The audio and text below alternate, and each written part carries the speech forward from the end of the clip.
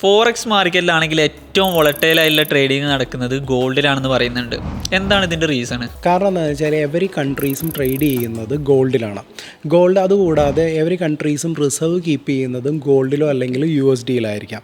Main giants ആയിട്ടുള്ള China, India, Russia, അതേമാതിരി USA എല്ലാം അവരുടെ റിസർവ് കീപ്പ് ചെയ്യുന്നത് ഗോൾഡിലാണ്. സോ ഗോൾഡിൻ്റെ ബിഹേവിയർ എവറി 1 അവറിലും ചേഞ്ച് ആയിക്കൊണ്ടിരിക്കും. അതുകൂടാതെ തന്നെ എക്കണോമിക് ബൂമോ അല്ലെങ്കിൽ ഒരു ക്രൈസിസോ വന്നാൽ ഹൈ വൊളാറ്റൈലായിട്ട് മൂവ് ചെയ്യുന്നത് ഫസ്റ്റ് ഗോൾഡ് ആയിരിക്കും. നോർമലി റീറ്റെയിലേഴ്സ് CFD സെഗ്മെൻറ്റിലാണ് ട്രേഡ് ചെയ്യുന്നത്. എന്ന് വെച്ചാൽ ഹൈ ലിവറേജ് എടുത്തുകൊണ്ട് ട്രേഡ് ചെയ്യുന്നതുകൊണ്ട് തന്നെ ഇതിനകത്തുള്ള ഗോൾഡിലുള്ള അല്ലെങ്കിൽ ഡോളേഴ്സിലുള്ള ഒരു $20-30 മൂവ്മെൻറ്റ് എന്ന് പറയുന്നത് നമ്മൾ ഗോൾഡിൽ വളരെയധികം ഹൈ വൊളാറ്റൈലായിട്ടുള്ള മൂവ്മെൻ്റ് ആയിരിക്കും. സോ ബിഗിനേഴ്സ് ആണെന്നുണ്ടെങ്കിൽ ഏറ്റവും ബെറ്റർ കറൻസി പേയേഴ്സ് അങ്ങ് മാസ്റ്റർ ചെയ്യാം.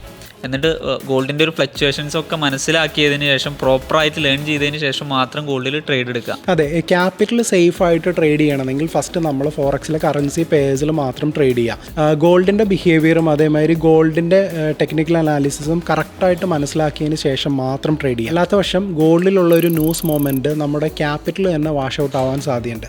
സോ സേഫായിട്ട് ട്രേഡ് ചെയ്യുന്നെങ്കിൽ ഫസ്റ്റ് കറൻസിയിൽ ട്രേഡ് ചെയ്യുക, ദെൻ ഗോൾഡിലോട്ട് സ്വിച്ച് ചെയ്യുക.